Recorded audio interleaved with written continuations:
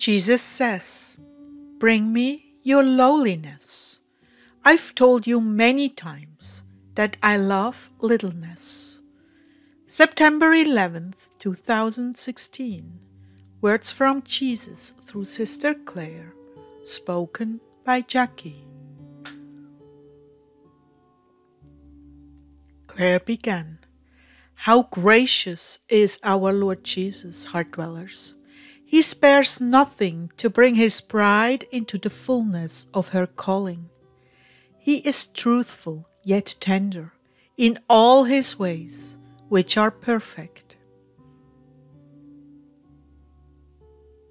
Today I received a very special grace as I came into prayer. I began to see myself as I truly am, terribly poor before the Lord, lacking in every grace and virtue. It was a crushing experience, yet so sweet, because I felt that I was being given the grace to see myself as I truly am, in heart-wrenching poverty.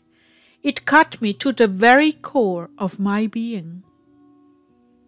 All I could do is weep before the Lord, because He is pure glory, so magnificent and beyond human imagining, and I feel so little in my misery. I just couldn't stop weeping. I just had to ask, how in the world can you love me the way you do? How can I possibly approach you any way other than on my knees? And how do I dare to look at you? And yet I understood, even while I was thinking that, when Jesus came to earth, He walked with man as a man, and He interacted with people as a normal person.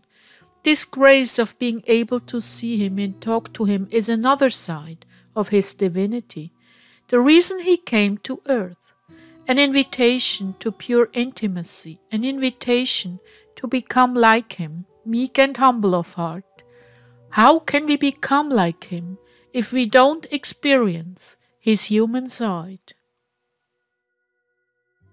Some people think it is blasphemous to be in His presence as His bride, but this has never been about us being worthy.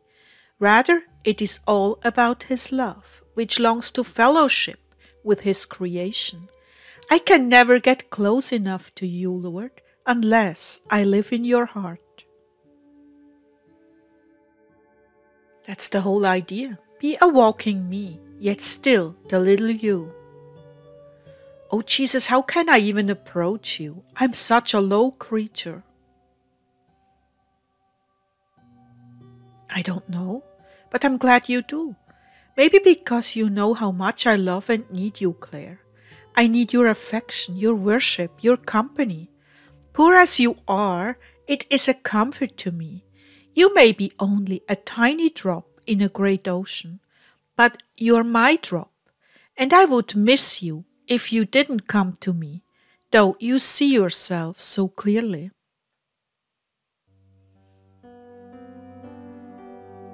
Still, even as the king permitted Esther to approach, I am so in love with you, in your poverty, your lack and littleness.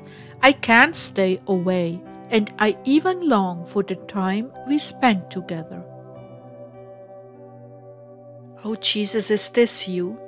It certainly felt and sounded like Him, but it was so sweet it was hard to believe.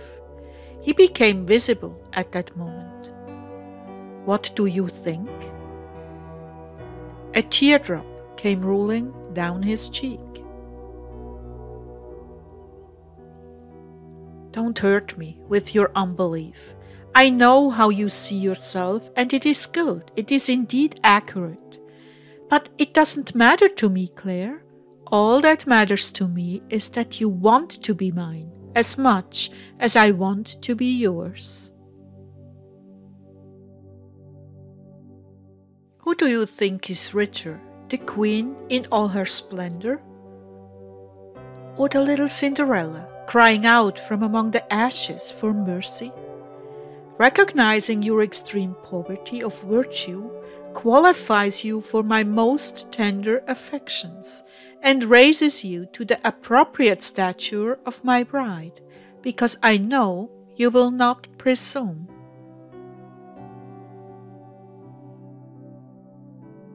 This is what I truly wish to discuss with all my Heartdwellers tonight. By the way, if you do not know what a Heartdweller is, it is one whose joy it is to live and breathe in my heart, capturing my thoughts, feelings, and desires. That's all it is. I've taken great pains in the last 2 years to make it very, very clear that I love littleness, I love hiddenness, I love those who long for my company above anyone else's in this world. I love the rag lady, the poor and lowly plumber, the carpenter, the street cleaner, the shepherd. What can I say to convince you? You cannot earn my affections, it is who I am, and I look upon each of you with the greatest tenderness. I especially delight in those souls who are little in their own eyes. Did I not live that example before you? I could have resurrected right before their very eyes, even calling legions and legions of angels to accompany me as I freed myself from the cross in glory. But no, I chose instead to die an ignominious death between two thieves, to be taken down by mere men, bathed, anointed, and laid in a tomb. Oh, the heart-wrenching finality they felt when the stone was rolled into place.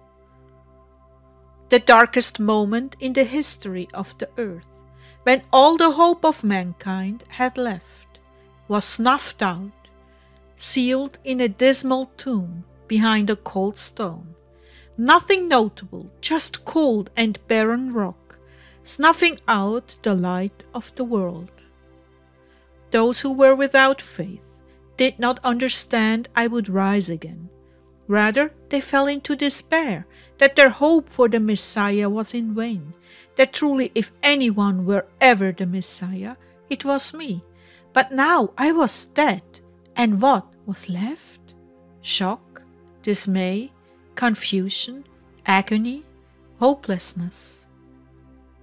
So you see, these men were no different than you, Clare, or any other Heartdweller. They all had their doubts, fears, confusions proposed to them by lying demons. They all fell short in perfect faith, perfect fidelity, perfection as I lived it. Yet still they clung to the hope that perhaps what I told them could be true, incredulous as it was. I'm not looking for those who are qualified in their own eyes. I'm looking for those who know they are nothing, and I shall crown them with my glory. Those of you who doubt that you are fit for me, stop. Stop trying to qualify. Stop waiting to be worthy. Stop trying to accomplish something fit for the King. Only rend your hearts open with great poverty in your being. This is the place where my glory bursts into your hearts and heals you, raising you to the appropriate stature of my soon-to-be wed bride. Oh, how sublime is your poverty and lack! Do you not see how perfect your littleness is for me? Can you take the credit for anything? Do you lack worldly qualifications? So much the better. Those who were great in the eyes of the world take more time to realize how truly pitiful they are before me, but nonetheless their value to me is not diminished, not even an iota. Don't you see? Your substance, who you are, your spirit came from me. Yes, you were made in my image, spirit, soul, and body, not only in physical appearance, but in components, each expressing a different side of your nature. How lovely is my dwelling place, not the courts of elaborate palaces, but the heart who has left behind all significance to embrace only me. Yes, your hearts must be cleansed of the world, its values, ever-present opinions, condemnations, and judgments that hold such sway over your every action. All of that must be emptied. Then we can begin to work on humility. It is such an arduous journey to attain humility. How treacherous and fearful is this work of removing the facade of self-worth from your souls. It seems like it takes forever for you to see yourself as you appear in my mirror. How dangerous to see yourself as nothing, headed for oblivion, but saved by grace. How difficult it is to understand that the world has its upside down, backwards, and even inside out, as it teaches souls error from their very earliest years. Removing this elaborate interior structure and replacing it with your infinite value to me takes many years of maturing and coming to know me. Your safest posture, my precious loves, is that of a very little child about to cross a rush hour freeway. Your only recourse, Daddy, help me. Do you know how pleasing that posture is before me? The snow-capped peaks are magnificent to behold, but as the snow melts, water flows downwards until it comes to rest in the lowliest places, producing much fruit. And so the lofty heights are barren, but the lowly valleys are fruitful. And so the more lowly you are, the more fruitful you will become. I say this to you because many of you have reservations about how I can use you. What I'm saying to you now is that the more worthless you are in your own eyes, and truly believing you are the least of all, the more precious the gift of yourself is to me. No one will assign you as the author of your deeds, but they will clearly see it is me. So, my beloved ones, do not be dismayed at your lack of talent, intellect, experience, status before men, for all those things are useless to me. Heaven is my throne, and the earth is my footstool. What house could you possibly build for me, and what place could be my home? My hand made all these things, and so they all came into being. This is my declaration.